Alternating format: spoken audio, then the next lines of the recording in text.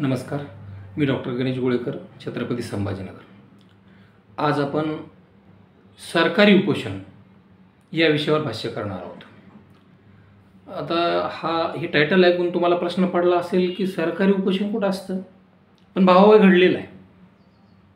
आणि हे काय घडले म्हणजे ओबीसी आंदोलन जे हाके साहेबांनी वडीगुद्रीला केलं, मंगेश सासांनी पुण्याला केलं, कोण कीर्तने भगवानगडला करत आहे, भगवानगडाच्या पायथ्याशी, तर हे सरकारी कसं आहे हे सांगण्याचा मी प्रयत्न करणार आहे। आणि हा व्हिडिओ थोडा मोठा आहे, पण तुम्हाला वास्तव जाणून घ्यायचं असेल तर मात्र संपूर्ण व्हिडिओ पहा। मुळात मनोज जरांगे पाटलांनी गरजवंत मराठ्यासाठी आरक्षणाचा लढा सुरू केलेला आहे। त्यांच्या पाठीशी कोणीही नाही, कुठलीही शक्ती नाही। तो फाटक्या घरचा माणूस आहे, त्याची खायची पंचायत आहे बिचाऱ्याची। आणि असा व्यक्ती तळहातावर मरण घेऊन मराठा समाजासाठी त्या ठिकाणी लढत आहे। गेल्या 10 महिन्यापासून, जवळपास 10 महिने होत आले, 10 महिन्यापासून हा योद्धा अखंड लढत आहे। तसं तर त्यांचे जवळपास 20 वर्ष हे या आरक्षण लढ्यासाठी त्यांनी दिलेले आहेत। त्यांनी वडीकाळा असेल, भांबेरी असेल, साष्टे पिंपळगाव असेल, इथं आंदोलनं केली, पण त्याची चर्चा झाली नाही हो, कुठे चर्चा झाली नाही। जरांगे पाटलांनी वडीकाळ्या, साष्टे पिंपळगाव, शहागड, भांबेरी इथं केलेल्या आंदोलनाला एका तालुक्यातून 200, 300 गाड्या आल्या नाहीत। लोकांना माहीतही नाही, निवडक लोकांना माहीत आहे की जरांगे पाटलांनी तिथं आंदोलन केलं। सराटे अंतरवालीमध्ये ज्या वेळेस लहान बालकावर, महिलावर हरिपाठ चालू असताना जे डोके फोडले, त्यामुळं चीड येऊन राज्यातला मराठा समाज अंतरवालीच्या दिशेने निघाला। स्वखर्चानं, कोणीही बोलवलेलं नाही, ना कोणी 10 रुपये दिलेले नाही, स्वखर्चानं तिथं आलं। परंतु हे जे आंदोलन आहे हे सरकारी आहे, सरकार पुरस्कृत आहे। सरकारमधील एक ज्येष्ठ मंत्री हा या मागचं षडयंत्र गेल्या कित्येक दिवसापासून आखत आहे। त्याची अख्खी कारकीर्द मराठा समाजाचा द्वेष करण्यामध्ये या ठिकाणी गेलेली आहे, हे आपण जाणून घेण्याचा प्रयत्न करू।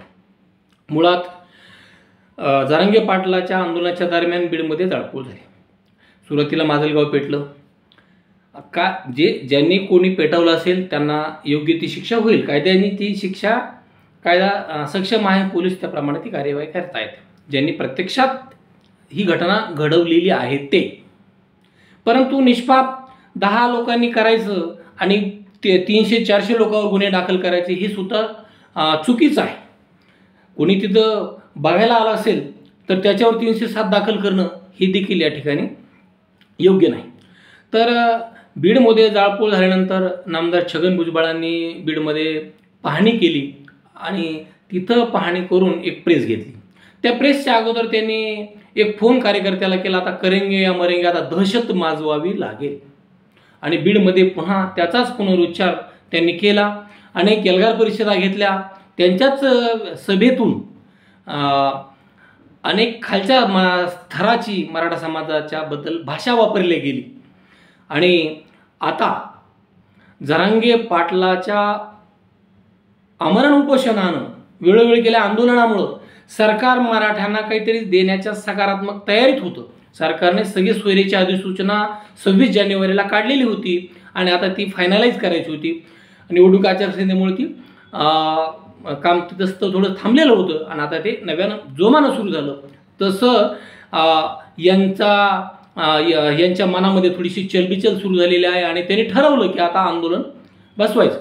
जरांगे पाटलाच्या अंतरवाली सराटीतील आंदोलनाला पोलिसांनी परवानगी नाकारली। कारण काय झालंय की तुम्हाला त्या गावच्या लोकांची परवानगी नाही। मग याच्या आधी कुठं परवानगी लागली बा महाराष्ट्रामध्ये, भारतामध्ये, हे दाखवा की इथं ही परवानगी लागली आणि म्हणून आता ही जरांगे पाटलांना परवानगी नाकारली। बरं, जरांगे पाटलांनी तो ठरावही दिला।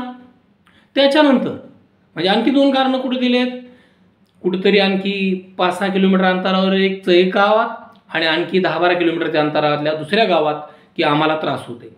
6 किलोमीटर अंतरावर, 12 किलोमीटर, 15 किलोमीटर अंतरावर त्रास कसला होतो? म्हणजे हे कारण आहेत का? तर जरांगे पाटलांना आंदोलनच करू द्यायचं नव्हतं। परंतु जरांगे पाटील हा एक जिद्दी माणूस आहे आणि त्यांनी ते आंदोलन केलं आणि सरकारला त्याची दखल घ्यावी लागली. आणि जरांगे पाटील पहिल्या दिवसापासून सांगतात शांततेत आंदोलन करा, कुठलाही उद्रेक करू नका, ही त्यांची काय भूमिका आहे.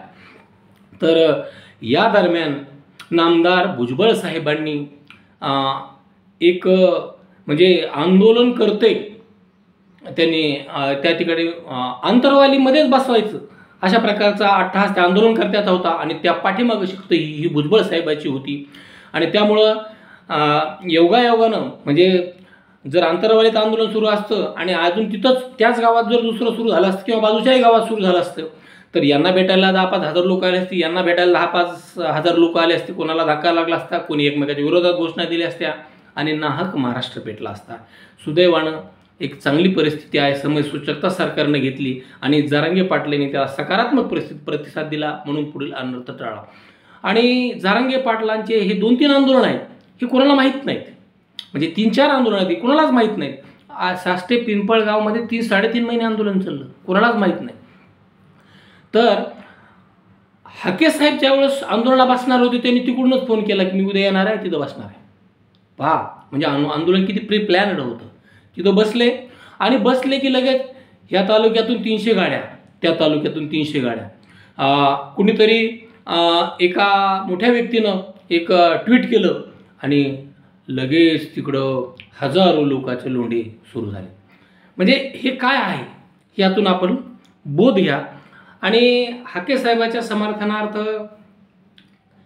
अनेक ठिकाणी रास्ता रोको करण्यात आले आणि आंदोलन करण्याचा प्रत्येकाला अधिकार आहे, मागण्या मांडण्याचा अधिकार आहे, लोकशाही मार्गाने त्या मांडल्याही पाहिजेत.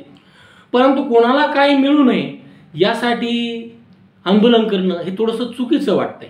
तर ज्यावेळेस हे आंदोलन सुरू होतं एक मोर्चा किंवा रास्ता रोको त्या ठिकाणी बीडमध्ये झाला आणि या आंदोलनकर्त्याला नामदार भुजबळ साहेबांनी फोन केला.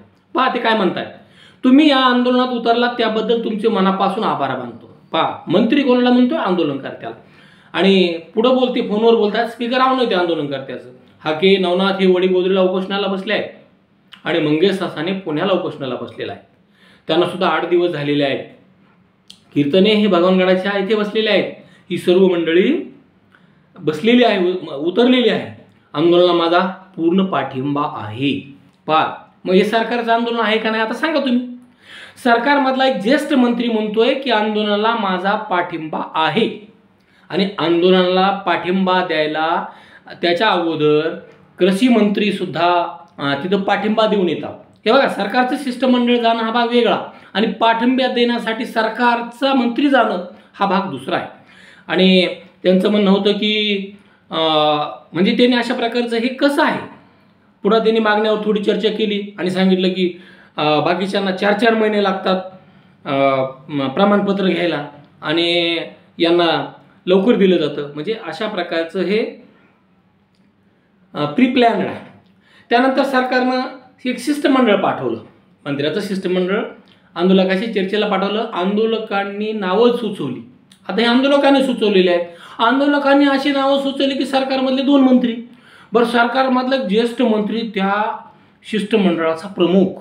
पहा म्हणजे सरकारचं आंदोलन आहे काही नाही तुम्ही ठरवा. आता परत शिष्टमंडळाचा प्रमुख हा सरकारचा ज्येष्ठ मंत्री आणि तो मंत्री कोणालाच घेण्याला तयार नाही, दोन्ही उपमुख्यमंत्र्याला नाही आणि मुख्यमंत्र्याला नाही, तो स्वतःच. कारण अनेक दिवसाची सत्ता त्यानं उपभोगलेली आहे आणि अशा प्रकारचं त्यांनी हे सांगितलं आणि शिष्टमंडळासाठी नावं दिली की हे 2 मंत्री आहेत आणि बाकी इतर लोकांची नावं दिली आणि त्या प्रमाणामध्ये सरकारसोबत ते 2 मंत्री. पहा सरकारमधले मंत्रीच सरकारबरोबर चर्चा करत आहेत. मंत्रिमंडळामध्ये सामूहिक जबाबदारीचं तत्व असतं हेच यांना माहीत नाही की काय अशी शंका या ठिकाणी निर्माण घ्यायला जागा आहे.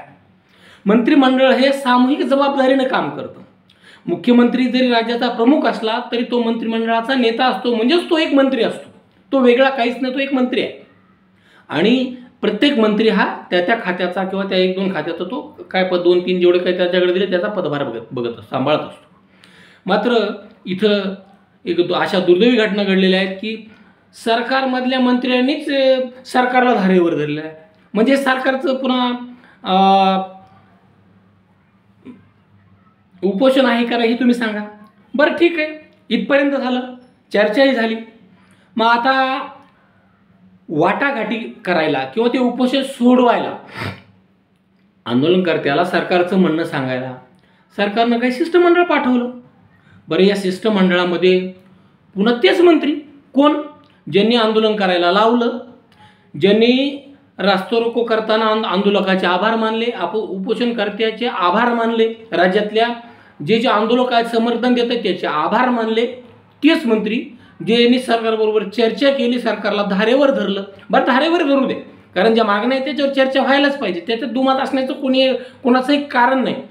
पण तेच मंत्री पुन्हा आंदोलकाच्या भेटीला कशाला, उपोषण माघारी घ्यायला. बरं ठीक आहे, मंत्री म्हणून आले असतील असंही करत धरू. त्यांनी असं भाषण जोडलं की ते भाषण दुसऱ्या कुठल्या स्टेजवर कुठलाही संविधानिक माणूस करत नाही अशा प्रकारचे ते भाषण होतं. आणि त्याचा मतितार्थ सुद्धा तुम्ही ऐका, प्रत्येक वाक्यात तुम्हाला हे दिसून येईल की किती मराठा द्वेष नसामध्ये ठासलेला आहे हे तुम्हाला सांगतो. त्याने आले आणि उपोषणस्थळी भेट दिली आणि सुरू केलं. तर सुरुवातीला नवनाथ म्हणजे हाकेसाहेब बोलले, त्यांच्याशी चर्चा झाली. हाकेसाहेबाचे काय काय बोलले, किती राजकीय स्टेटमेंट दिले ते आपण वेळोवेळी जाणलेलेच आहे. नवनाथ वाघमारे बोलले, ते काय म्हणले, दुसरे उपोषणकर्ते काय म्हणले, संविधान विरोधी आणि मुस्लिम विरोधी प्रचार करण्यात आला. कुठं, लोकसभेला. आंदोलन कोणाचं आहे, ओबीसीचं. कशासाठी आहे, ओबीसी आरक्षण बचाव आहे. मग इथं लोकसभा कुठून आली हो? आणि भाजपला फटका बसला किंवा आघाडीला याच्यामुळे पाठिंबा मिळाला, याचा आंदोलनाचा काही संबंध येतो का? म्हणजे हे आंदोलन कोणी बसवलं, आणखी पुन्हा याच्या पाठीमागे कोण आहेत ह्याच्यातून तुम्हाला कल्पना आहे. त्याच्यानंतर या नवनाथ वाघमारे या उपोषणकर्त्यानंतर राज्याचे कृषी मंत्री धनंजय मुंडे बोलले. बरं, ते काय बोलले की 9 महिन्यापासून सबंध महाराष्ट्रामध्ये ओबीसीच्या मनात एका आंदोलनामुळे शासनाने घेतलेल्या वेगवेगळ्या भूमिकेमुळे म्हणजे अशा प्रकारचे काही समज निर्माण झाले. पहा, आता हे बी मंत्री यांनी काय बोलायला पाहिजे की जितक्या आंदोलनकर्त्याच्या ज्या मागण्या तेवढ्यावर बोलायचं, पुन्हा एका आंदोलनकर्त्याकडे ह्यांनी जायची काय गरज आहे? काय संबंध काय, म्हणजे हे नेमकं काय दर्शवायचं आहे काय की हे सरकार कुणाचं आहे का, सरकार पुढच्याला काहीच देणार नाही का, सरकार सगळं यांचंच आहे, नेमकं काय करायचं आहे काय? आणि हे सरकार शासन 12 कोटी जनतेचं आहे. मग 12 कोटी जनतेचं आहे, फक्त तुम्ही एकच बाजू कशी लावून धरता, शासन कोणावरही अन्याय करणार नाही. पहा काय म्हणतात ते कृषी मंत्री, शासन कोणावरही अन्याय करणार नाही, मात्र ओबीसी समाजाच्या मनात शासन आपल्यावर अन्याय करीत आहे असा समज झालाय. म्हणजे हे उपोषण सोडवायला गेलेत का वाढवायला गेलेत आता तुम्ही ठरवा. त्यानंतर पुन्हा या शिष्टमंडळाचे म्हणजे उपोषणाचे निर्माते, उपोषणाच्या वाटाघाटी करणारे आणि उपोषण सोडवायला आलेले प्रमुख मंत्री नामदार छगन भुजबळ यांनी आपलं स्टेटमेंट सुरू केलं. हातात माईक आल्यावर काय पुन्हा तर लगेच सुरू काय केलं, भटक्या, विमुक्त आणि ओबीसीचे 2 वाघ उपोषणाला बसलेले. बरं ठीक आहे, काही अडचण नाही. आणि त्याने सांगितलं की मंत्री सावे, महाजन, त्यानंतर उदय सामंत, धनंजय मुंडे, गुलाबराव पाटील, पडळकर, प्रकाश शेंडगे, महात्मे, समीर भुजबळ, आम्ही सरकारसोबत काल चर्चा केली आणि ती चर्चा सांगायला तुमच्याकडे आलो. पुण्याला सुद्धा आता म्हणजे इथं जसं वडीगोद्रीला हे 2 वाघ बसलेले आहेत. पहा, सरकार कोणाला म्हणतोय, उपोषणकर्त्याला काय म्हणतोय, वाघ. बरं ठीक आहे. पुण्याला कोण, ससाने बसलेले, कीर्तने भगवानकडे बसलेले आहेत. म्हणजे पुन्हा वडीगोद्रीच्या उपोषणावर तिकडचा रेफरन्स आला, कुठला, दोन्ही ठिकाणचा आला. पहा, सरकारनं आंदोलन हे सुरू केलेलं आहे का नाही हे तुम्ही ठरवा. शेवटी आम्हाला लढायचं आहे. कोण म्हणतंय, मंत्री म्हणतात. मंत्र्याला कशाला लढायचं, मंत्री म्हणजे काय असतो? एवढे वर्ष मंत्री पद भोगून सुद्धा जर यांना मंत्रिपदाचा अर्थच कळत नसेल तर ही शोकांतिका मानावी लागेल. आणि लढण्यासाठी आमचे वाघ आम्हाला परत रस्त्यावर पाहिजेत. धमक्या बिमक्या खूप येतात, पण आपण कोणालाही धमक्या देत नाही, आपण कोणाला धमक्या देत नाही, चांगली गोष्ट आहे. दादागिरी करत नाही, म्हणजे त्यांना असं म्हणायचे कोणतरी धमक्या देते, कोणतरी दादागिरी करत. हे कशाला आले? उपोषण सोडवायला. मग इथं धमक्याचा आणि दादागिरीचा काय संबंध आला? आणि आता त्यांना शेर शायरी, काव्यपंक्ती आणि ते नाटकही करीत होते. हिंदू हृदय सम्राट बाळासाहेब ठाकरेंनी त्यांना काय उपमा दिलेली आहेत आपल्याला माहीत आहे. तर शरीफ है हम किसी से लढते नहीं, म्हणजे शरीफ आहेत, कोणासोबत लढत नाही. काय शरीफपणा आहे? सगळ्या महाराष्ट्राला माहीत आहे. जमाना जानते है की हम किसी से बाप से भी डरते नहीं, म्हणजे कोणाच्या बापाला घाबरत नाही. ही मंत्र्याच्या तोंडून हा शेर तिथं कशासाठी हो? कोणाच्या बापाला घाबरायला तिथं कोणी काय समोर बसलंय का त्यांना घाबरायचे? किंवा महाराष्ट्रातल्या जनतेला घाबरायला आले काही जे मंत्री? यावेळी त्यांनी पुढं सुरू केलं ज्यावेळी बीड पेटलं. आता बीड पेटण्याचा नाट्य आंदोलनाचा काय संबंध आहे बरं? काही संबंध आहे का? हे बघा, राज्यात कायदा आणि सुव्यवस्था आहे. पोलीस प्रशासन हे अत्यंत देशात नंबर 1चं पोलीस प्रशासन महाराष्ट्राचं आहे. आणि आमदाराची घरं पेटवली. आता ज्या आमदाराची घरं पेटवली ते दोन्ही आमदार, माजलगावचे प्रकाश सोळंके आणि बीडचे संदीप क्षीरसागर, हे दोन्ही प्रेस घेऊन सांगतात की मराठ्यांनी आमची घरं जाळली नाहीत. जीव धोक्यात आली. आणि कसे वाचवले ते बीडच्या रॅलीत सांगितलं. म्हणजे यांनी पुन्हा सांगितलं की मी बीडला जी ओबीसी एल्गार परिषद घेतली तिथे मी सांगितलं. आता ह्याचा काही संबंध आहे का? म्हणजे हे ना खाजून अवदान आणण्याचा प्रकार असं म्हणावं लागेल का नाही? आणि पक्षाची कार्यालय जाळण्यात आली. मी तर म्हणजे मंत्रिपदाचा राजीनामा दिला. आता त्याचा आणि ह्याचा काही संबंध येतो का? म्हणजे वडीवधूनच त्या पहिल्या आंबेडकर रॅलीला गेलो असं त्यांना सांगायचं होतं. आणि एल्गार मेळाव्याला सुरुवात केली. रस्ता रोको करण्यात आला. महाराष्ट्राला पाठिंबा दिला. महाराष्ट्राने सगळ्याला म्हणजे हाकेला जे काही समर्थन महाराष्ट्राने दिलं किंवा या आंदोलनकर्त्याला, त्या सगळ्याबद्दल आम्ही आभारी आहोत. आम्ही म्हणजे कोण? मी हा आभार हाकेनं मानायला पाहिजे. काय म्हणायला पाहिजे? की ओबीसी बांधवांनी आम्हाला जे समर्थन दिलं त्याबद्दल मी धन्यवाद मानतो. आता मंत्री ते बाकीच्यांनी पाठिंबा दिला, मंत्री कसं आभार म्हणतो? मग सरकारचं आंदोलन आहे का नाही आता तुम्ही ठरवा. लढाई संपलेली नाही. म्हणजे यांना अजून काय करायचं आहे? आता आपणच ठरवा. लढाई संपलेली नाही, अजून आपल्याला खूप लढावे लागणार आहे. म्हणजे यांना अजून आंदोलन करायचं आहे का अजून काय करायचं आहे यांची यांनाच माहीत. निवडणुकी अगोदर व नंतर गावागावात लहान समाजाच्या घरावर हल्ले करण्यात आले. मग तुम्ही सरकार म्हणून काय करता? तुमचं काय कर्तव्य आहे? जर लहान समाजावर हल्ले करत असतील तर तुम्ही ते ज्यांनी हल्ले केले त्यांना टाका ना तुरुंगात. तुम्ही करता काय? तुम्ही बघायची भूमिका घेता काय? होत असेल तर सोडून द्या ना. आणि हे हल्ले झाले असतील तर त्याला जबाबदार कोण आहे? त्याचे स्टेटमेंट काय आहेत हे पहा. मारपीट करण्यात आली, म्हणजे हल्ले झाले, मारपीट करण्यात आली. अनेक वेळा पोलिसांनी सुद्धा डोळेझाक केली. म्हणजे पोलिसाच्या कार्यक्षमतेवर पुन्हा एक मंत्री इथं शंका घेतोय की त्यांनी दुर्लक्ष केलं. अहो, कोणाची वैयक्तिक भांडणं असतील ते, त्याच्यामुळे झाले असं. आणि जर कोणी दोषी खरोखरच असेल तर त्याला शिक्षा द्या ना. पुन्हा त्याला तुम्ही कोणता रंग द्यायला? तुम्हाला हे कोणत्या दिशेने घेऊन जायचं आहे?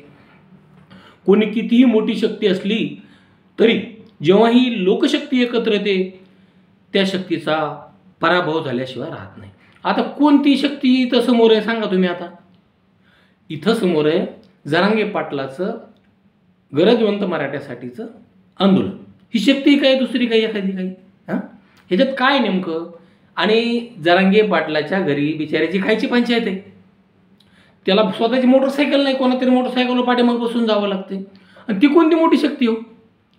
आणि त्यांची काय कोर कमिटी नाही, त्यांचं कुठलं काही शिष्टमंडळ नाही, काहीच नाही. मग हे काय नेमकं काय म्हणायचं आहे का यांना? आमचं आरक्षण आमच्या ताटातलं तसंच राहू द्या. हे बघा, कोणाचं ताटबीट नसतं. देशात नियम आहेत, कायदे आहेत, देशात संविधान आहे. संविधानात काय सांगितलं? 15(4) आणि 16(4) नुसार जो समाज सामाजिक आणि शैक्षणिक दृष्ट्या मागास ठरेल त्याचा ओबीसी प्रवर्गात समावेश करावा. हे सरळ सरळ भारतीय राज्यघटनेच्या 340व्या कलमाचा हा पार्ट येतो. किंवा हे सामाजिक आणि शैक्षणिक मागास ठरल्यास त्याला आरक्षण ओबीसी प्रवर्गात द्यावं लागतं. कारण एससीला भारतीय राज्यघटनेच्या 341व्या कलमानुसार आणि एसटीला भारतीय राज्यघटनेच्या 342व्या कलमानुसार लोकसंख्येच्या प्रमाणात आरक्षण आहे आणि यांना लोकसंख्येच्या निम्म आरक्षण आहे. मग असं आहे तर तुमचं ताट वेगळं कुठं? कुठून आणले तुम्ही ताटं? आणि तुम्ही ताटं ठरवणारे तुम्ही कोण? म्हणजे याला जबाबदार तुम्ही आहेत, म्हणजे आंदोलन तुम्ही सुरू केलं, तुम्ही उपोषण तुम्हीच बसवायला लावलं आणि तुम्हीच जबाबदार आहेत. आणि गावागावात अशा प्रकारचे हे सुरू झालं. पोलिसांनी सुद्धा याच्याकडं डोळझाक केली. कोणी किती मोठी शक्ती असली तरी लोकशक्ती एकत्र आली तर त्या शक्तीचा पराभव झाला. मग मग कोणाचा पराभव झाला इथं? इथं कोणत्या निवडणुका झाल्या का? हां, जरांगे पाटला एखादी लोकसभा लढली का विधानसभा? त्या हाकीनं 2 विधानसभा लढली, 1 लोकसभा लढली आणि तिन्ही निवडणुकीत त्याला डिपॉझिट जप्त झालं त्याचं. आणि तो आंदोलनाचा नेता यांचा आणि हे त्यांचे मार्गदर्शक. म्हणजे किती गमतीशीरचा किस्से ते. आमचं आरक्षण आमच्या ताटातच राहू द्या, त्यांना काय द्यायचे ते द्या, मी पाठिंबा देतो. आणि पाठिंबा दिला. 3 वेळा मी हातभार केला. कधी केला? 2014ला 50%च्या वरचं ESBC दिलं, त्यांना माहिती टिकत नाही, वर हात केला यांनी. पुन्हा 2018ला राज्य सरकारला आरक्षण देण्याचे अधिकार नव्हते, यांनी वर हात केला आणि त्यांना माहिती टिकणार नाही. आणि आता पुन्हा 2018 आता सरकारनं 10% SCBC आरक्षण दिलं, पुन्हा यांनी वर हात केला आणि त्याच्यासाठी की त्या आटापिटा जीवाचा केला, हे सगळ्यांना याची कल्पना आहे. आणि आरक्षण हा गरिबी हटाव कार्यक्रम नाही, दबलेले पिचलेले. मग मराठा कुठं कोणता वर आलेला आहे? हां, अहो जे आहेत ना, जे काही संविधानिक पदावर आहेत, आमदार आहेत, खासदार आहेत, त्या मराठा समाजाचे, त्यांना सामान्य मराठा समाजातून काही देणं घेणं नाही. त्यांनी त्यांच्या 10 पिढ्याची सोय केलेली आहे, त्यांच्या 10 पिढ्या बसून खाणार आहेत, सामान्य मराठ्याचा नाही. आणि हां, प्रत्येक ठिकाणी तो कारखान्याचा शब्द वापरला जातो, यांचे 400 कारखाने आम्हाला घेऊन टाका ना. सरकारने कायदा करावा आणि OBCचे किंवा सगळे रिझर्वेशन जे 50% द्यावं, त्याच्यावर आणावं आणि त्याच्यासुद्धा अध्यक्षपद सुद्धा राखीव ठेवावं. घ्या ना कारखाने ताब्यात, काय फरक पडतो? पण सामान्य मराठ्याच्या आरक्षणाचा तुम्ही आड काय येता? त्यांच्या लेकरा बाळाला जे काही मिळणार आहे त्याच्या ताटात पुन्हा तुम्ही का माती का कालवायला लागले? दबलेले पिचलेले आहेत, गावागाव ज्यांच्यावर अन्याय झाला, जे सहन करीत आहेत. हां, पुन्हा उदाहरण काय दिलं त्यांनी पुढं? महात्मा फुलेंनी 150 वर्षापूर्वी सांगून गेले की सर्व समान आहेत, जे गरीब आहेत त्यांना न्याय द्या. मग मराठा समाजात गरीब नाहीत का? अहो भुजबळ साहेब, तुम्हाला महात्मा फुले वाचण्याची गरज आहे असं वाटतंय. त्यांनी पुढं सांगितलं की शाहू महाराजांना आरक्षण दिलं त्यांच्या जन्मदिवशी आणि घोड्याचं उदाहरण दिलं की पागेमध्ये घोडे होते, काही सशक्त आणि काही दुबळे घोडे होते आणि सशक्त घोडे सगळे चणे खाऊ लागले. मग आम्ही तेच सांगतोय ना की शासकीय कर्मचाऱ्यांचा सर्वंकष माहिती कोश 2022 हा महाराष्ट्र शासनानं प्रसिद्ध केलेला आहे. महाराष्ट्र सरकारच्या वेबसाईट सुद्धा आहे. तो महाराष्ट्र सरकारच्या अर्थ आणि सांख्यिकी संचालनालयानं आता 23मध्ये तो प्रसिद्ध केला आहे. आता 24 चालू आहे, 2024 चालू आहे. त्याच्यामध्ये असं म्हटलेलं आहे की 70.8% जागा म्हणजे महाराष्ट्रामध्ये 4,85,000 शासकीय कर्मचारी आहेत. शासकीय, निमशासकीय, अशासकीय वेगळे. शासकीय आणि अशासकीयमध्ये तर किती कुठं कसे कोण पैसे देऊन घुसले तर याच्यावर सुद्धा एक वेगळी SIT सरकारनं स्थापन करायला पाहिजे. तर 4.85 लाख शासकीय कर्मचारी जे कार्यरत आहेत त्यात 70.8% मागासवर्गीय आहेत आणि फक्त OBC सांगायला कोणते ज्यांना 19% आरक्षण आहे ते फक्त OBC हे त्यात किती ते 26.9% म्हणजे 27% आहेत. मग आता भुजबळ साहेब कुठं म्हणतात की आम्हाला 9%च भेटलं. मग इथं तर 27% शासनाचा अहवाल सांगतो. मग ते पुस्तक बोगस आहे का? करा कारवाई ते पुस्तक छापणारावर आणि आकडेवारी देणारावर. बरं हेच हां, भुजबळ साहेब किंवा जे सगळी ज्येष्ठ मंडळी आहे, प्रकाश शेंडके साहेब असतील आणखी कोणी असतील, यांच्या म्हणण्यानुसार सर्व OBC म्हणजे कोणतं NT अबकडं, SBC आणि OBC असं सर्वांचं मिळून म्हणजे सगळ्यांचे मिळून आरक्षण आपल्याकडे ते 32% आहे. तर या पुस्तकामध्ये अर्थ आणि सांख्यिकी संचालनालयाच्या शासकीय कर्मचाऱ्यांच्या सर्वंकष माहिती कोश 2022 मध्ये 32% आरक्षण असायला पाहिजे सगळ्या OBCला, तर तिथं 44.7%. मग हे काय नेमकं? ही शासकीय आकडेवारी सांगते, मग ती खरी का खोटी समजायची हे तुम्ही ठरवा. म्हणजे त्यांचं असं म्हणणं आहे. मग हे घोड्याचं उदाहरण आहे तुम्ही दिलेलं, तुम्ही सांगताय ते शाहू महाराजांनी दिलेलं. मग आता प्रबळ घोडे कोणते आणि दुर्बळ घोडे कोणते याची एकदा थोडीशी कन्सेप्ट जरा न्यूट्रल राहून पहा साहेब. एकदा तटस्थ बुद्धीनं पहा एकदा, तुम्हाला त्यातून काय दिसते. आणि त्याने डॉक्टर बाबासाहेब आंबेडकरांचाही संदर्भ दिला की त्यांनी अशा प्रकारचा न्याय दिला. मग आम्हालाही तेच अभिप्रेत आहे जे डॉक्टर बाबासाहेब आंबेडकरांनी सांगितलं. आमची लेकरं बाळं सगळेच काय गाड्यात फिरतात का? साहेबांची संपत्ती किती आहे जे साहेब भाषण करतात हे एकदा जाणून घ्या बांधवांनो. किती हजार कोटी आहे. आपल्या 7 पिढ्या गेल्या. म्हणजे लोक जमीनदार म्हणत होते, 7 पिढ्या गेल्या, कुठं पीठ आहे तर कुठं मीठ नाही, अशी अवस्था आहे. मग यांच्याकडे इतके हजार कोटी कुठून आले याचा विचार तुम्ही करा. आणि या आरक्षणात बलदंड लोक आले तर काय होणार आहे? आता बलदंड कोण आहेत? आरक्षण आहे, नियम आहे, पुन्हा इथं बलदंड कोण आहे? आता इथं कोणती राजेशाही राहिली का हुकुमशाही राहिली? लोकशाही ना. इथं कसले बलदंड आले? आमच्या पंकजाताई उभं राहिल्या. आता इथं काय संबंध आहे? आंदोलन हक्केच. आणि मंत्री बोलतायत, मंत्री हा उपोषण संपवायला आल्या. संपवायला म्हणजे उपोषणातून त्यांनी ते माघार घ्यायची, त्यांना काय शरबत द्यायचं याच्यासाठी आले. आणि त्यांनी काय सुरू केलं? आता इथं आमच्या पंकजाताई इथं आल्या आणि सगळ्यांनी मिळून त्यांचा पराजय केला. आता इथं जयाचा आणि पराजयाचा काय संबंध आहे? अहो, मुंडे साहेबावर निस्सीम प्रेम करणारा हा मराठवाडा आहे, महाराष्ट्र आहे. आणि हे मंत्री असं का बोलतात बरं? आणि अधिकार क्षेत्र तुमचे, म्हणजे आम्ही काय लोकसभेत विधानसभेत जायचं नाही का? कोण म्हणतं हे विधानसभेचे सदस्य आहेत, कित्येक वर्षापासून सदस्य आहेत. यांचा पुतण्या खासदार होता. म्हणजे जे ह्याच्यात आहेत, विधानसभेत आहेत, ते बोलायले. आता ह्याच्यात कोण कोण? याच्यामध्ये धनंजय मुंडे साहेब असतील, गुलाबराव पाटील असतील, पडळकर असतील, महात्मे साहेब असतील, समीर भुजबळ असतील, अतुल सावे असतील. हे ओबीसीचे घटक आहेत. मग हे विधानसभेत लोकसभेत नव्हते का किंवा नाहीत का? म्हणजे आम्ही जायचं नाही का? म्हणजे पहा काय युक्तिवादून, काय डोकं लावं, काय माणूस चाणाक्ष, कमालीचे. आणि आमचे जानकर साहेब, मग ते आमचे बिजन जानकर साहेब.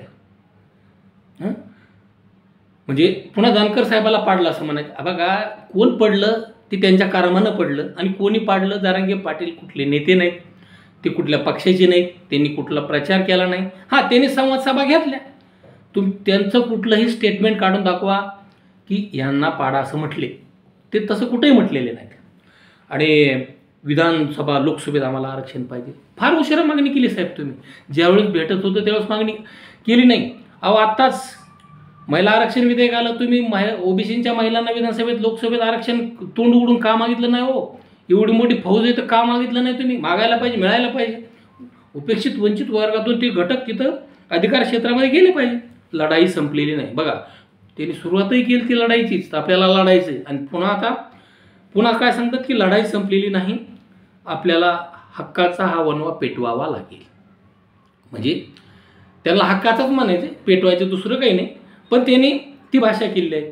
कुणी म्हणे आम्ही लोकसभेत एवढे, शासनात तेवढे. लोकसभेत तेवढे ते काहीच कामाचे नाही, हे आम्हालाही माहिती आहे. विधानसभेत तर 50% जास्त मराठा समाजाचे ती कुठल्याच कामाचे नाहीत. आणि असा गैरसमज काढू नका किंवा काढून चालणार नाही. लगेच एक शेर, जोर जुल्मों से तय नहीं होते सियासत के फैसले. म्हणजे शक्तीनं होत नाही. ये तो उडान तय करेगी की आसमान किसका है. म्हणजे तुम्ही काही इथं कोणतं भाषण करायला आलं ते काय माहीत, किंवा काय लोकाला त्यांना इथं सांगायचं होतं. हम लढेंगे, साथ साथ लढेंगे, पीछे नहीं हटेंगे. म्हणजे काल बसलोत, म्हणजे कालचे CM बरोबर काय झालं, मुख्यमंत्र्याबरोबर आणि 2 उपमुख्यमंत्र्याबरोबर त्यांनी ते सांगितलं. आणि नितीश कुमार आणि चंद्रबाबू किंवा सर्वांनी मिळून जातनिहाय जनगणनेची मागणी करावी. बिलकुल झालीच पाहिजे. हे खणखणीत नाणं आहे, जातनिहाय जनगणना ती झालीच पाहिजे. कळून जाईल एकदा काय दूध का दूध, पाणी का पाणी. आणि पुन्हा परत ते सुरू काय केलं, तो बीडला आला. आता कोण आला पहा. आंदोलन कोणाचं संपवायला आलेत, मग सरकारचं होतं का नाही हे तुम्ही ठरवा. तो बीडला आला आणि लोकसभेला बोलला की ही ओपनची जागा आहे आणि इथं पंकजाताई कशा उभ्या. इथं लोकसभेचा आणि पंकजाताईचा कोण आला याचा काय संबंध आहे? म्हणजे सरकारचा मंत्री किती तज्ज्ञ आहे यावरून आपल्याला कल्पना येईल. त्याला हे माहीत नाही की विधानसभेत ओबीसींना आरक्षण नाही. ते त्यांना सगळं माहीत असेल, जे कोणी असेल त्यांना. बॅकडोअर एंट्रीचं काम सुरू केलं. बॅकडोर एंट्री म्हणजे काय एकदा परत स्पष्ट करावं. मागच्या दारानं असं कुठलंही सर्टिफिकेट मिळत नाही. ज्यांच्या कुणबी नोंदी 13 ऑक्टोबर 1967 पूर्वीच्या आहेत त्यांना 1 जून 2004च्या निर्णयाने मराठा कुणबी आणि कुणबी मराठा त्यात समाविष्ट केलेला आहे. त्या नोंदी 150, 200, 100, 90, 80 वर्षापूर्वीच्या आहेत आणि त्या शासनाच्या दप्तरी आहेत, कोणाच्या घरून आणलेल्या नाहीत. त्यामुळे बॅकडोर एंट्री असं म्हणणं चुकीचं आहे. हां, खोटं असेल तर तुम्ही गुन्हे दाखल करू शकता. तुम्ही एक म्हणलात की काल मुख्यमंत्री साहेबांना सांगितलं की खोटे प्रमाणपत्र देणाऱ्याला घेणाऱ्याला शिक्षा होणार. बिलकुल झाली पाहिजे आणि सगळ्यांना झाली पाहिजे ती. फक्त कुणबीचेच म्हणून नाही, ते ओबीसीचे असतील, एनटीचे असतील, कोणाचे असू द्या, सगळ्यांना झाली पाहिजे. चुकीचं ते चुकीचं, चुकीला माफी नाही. त्याच्या पुढं आणखी काय म्हणताय ते बघा. ग्रामपंचायत मतदानामध्ये मतदान केलं नाही म्हणून नाभिक बांधवाची घरं जाळली. हे प्रत्येक ओबीसी एल्गार परिषदेमध्ये त्यांचं भाषण आहे की अशा प्रकारचं झालं. अहो, त्यांचं वैयक्तिक भांडण असेल आणि जिने मारलं त्याला टाका ना जेलमध्ये. इकडं त्याचं काय भांडवल करता तुम्ही? मग असे किती एवढं उदाहरण दाखवायचे तुम्हाला की ओबीसी बांधवांनी मराठा बांधवाला काय म्हटले? भावांनो, हा प्रश्न नाही. जो जिथं झाला तिथं संपवा. इथं सामाजिक समता महत्त्वाची, शांतता महत्त्वाची आहे आणि तुम्ही अजून उद्रेक करायचा प्रयत्न इथं सुरू दिसतोय. तुम्ही एकत्र राहिला तर तुमचं आरक्षण टिकेल. पहा, एकूण मंत्री कशाला आलेत? उपोषण माघार घ्यायला. लोकांना सांगते तुम्ही एकत्र राहा. म्हणजे आंदोलन कोणी सुरू केलं? पुन्हा तुम्ही हे जाणून घ्या. मजबूतीनं राहा. ओबीसीच्या आरक्षणात घुसू देणार नाही. पहा, मग हे बोलायची काय गरज आहे इथं? बरं ठीक आहे, चला तुम्ही मंत्री म्हणून आश्वासन दिलं, केवळ मतासाठी घाबरू नका. इथं मताचा काय संबंध आहे? ते आंदोलन करताय, त्याचं समाधान करायला गेलात तुम्ही. मताचा काय संबंध आहे? ते होईल ना, लोकसभेला झालं, विधानसभेला होईल, काय स्थानिक स्वराज्य संस्था आहेत तिथं होईल. तुम्ही आपसात लढत राहिला तर काही होणार नाही. म्हणजे हे एका जातीचे मंत्री आहेत का? होय का हे सगळ्याचे मंत्री का? मंत्री म्हणून शपथ घेतो, राज्यघटनेची शपथ घ्यावी लागते, पद आणि गोपनीयतेची, आणि कुणाशी म्हणजे कोणाची बाजू घेणार नाही, कोणाला विरोध करणार नाही, अशा प्रकारची शपथ घेतो. आणि मंत्री जर असं बोलत असतील तर ते अतिशय चुकीचं आहे. आणि त्यांचं म्हणणं होतं की शाही आणि अक्षर बदलून काही कुणबी नोंदी आम्ही दाखवलेल्या आहेत. असेल चुकीचं ते त्याच्यावर शिक्षा करा, आमचं काही म्हणणं नाही, सगळ्यावर करा जे कोणी दोषी असतील त्यावर. आणि काही लोक ओबीसीचं आरक्षण घेत आहेत, तेच ईडब्ल्यूसीचं घेत आहेत आणि तेच एसबीसी. एक माणूस 3 ठिकाणी कसं आरक्षण घेलो? येड्याचा जमाना आहे का? होय, हां, तुम्हीच कल्पना करा. आता एखाद्यानं ईडब्ल्यूएस प्रमाणपत्र काढलं, त्याला तिथं अंडरटेकिंग लिहून द्यावं लागते. अहो, भलते कडक कायदे देतं. म्हणजे जातीचं प्रमाणपत्र घेण्यासाठी, त्याची व्हॅलिडिटीसाठी इतके कडक कायदे देतं की कित्येक लोक जेलमध्ये आहेत. आणि हे म्हणतात ती बरं ठीक आहे ना, तर ते आधार कार्डला लिंक करा. अतिशय चांगली गोष्ट आहे. सगळ्याच गोष्टी आधार कार्डला लिंक असल्या पाहिजेत. आणि जशी ह्या काय पंक्ती बसलेल्या नाहीत, एका पंक्तीतून बसायचं, दुसऱ्या पंक्तीत बसायचं, हे बोलणं साहेबाचं चुकीचं वाटतं थोडंसं. आणि मंत्रिमंडळ उपसमिती मराठा समाजासाठी काम करते, तशी ओबीसीसाठी करा. अहो, ही तेव्हाच मागणी करायला पाहिजे, काही अडचण नाही. आणि सगळे सोयरे पुन्हा त्यांनी सुरू केलं. हां, यांच्या वडिलाचे वडिलांनी दुसरं लग्न केलं. अहो साहेब, तुम्ही सरकार म्हणून आश्वासन द्या की बाबा की आम्ही ह्या दिवसात करणार आहे किंवा करणार नाही, तेवढं सांगा ना. पुन्हा कशाला अजून त्याला फाटे फोडता? SC ST ओबीसी समाजाला 4-5 महिने लागतात प्रमाणपत्र द्यायला. म्हणजे यांना म्हणायचं आहे की जे आता तात्काळ मिळतात ना कुणबी नोंदीमुळं की 4-4 दिवसात, 8-8 दिवस, मग ह्यांनाही द्या ना साहेब, तशी प्रोसिजर करा ना. सगळ्यांचाच प्रश्न सोडवा ना. उलट चांगलं आहे ना, तुमची कार्यक्षमता दिसून येईल ना. आणि सर्वपक्षीय बैठक अधिवेशन काळात बोलवली जाणार आहे. कशासाठी? सगळे सोयऱ्यासाठी. चांगली गोष्ट आहे. आणि आमची 2 वाघ त्यांना बोलवणार. बरं ठीक आहे, तुमचे वाघ.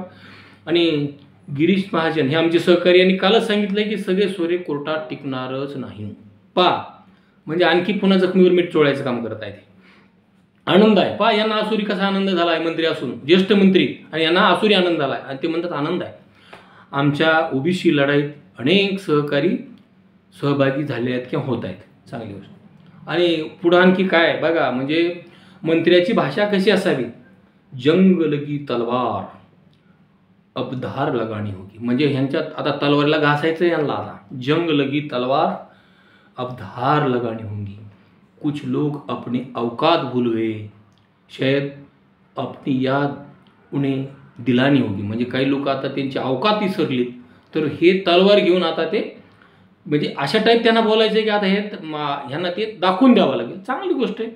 मंत्री उपोषण सोडायला आलाय आणि तोच मंत्री आता कोणाला तरी धमकी टाईप बोलत आहे आणि वरून सांगत आहे मी कोणाला धमक्या देत नाही. म्हणजे पहा, अवकातीमध्ये राहा बेट्यांनो. आता हे कोणाला बोलले तुम्ही कल्पना करायची.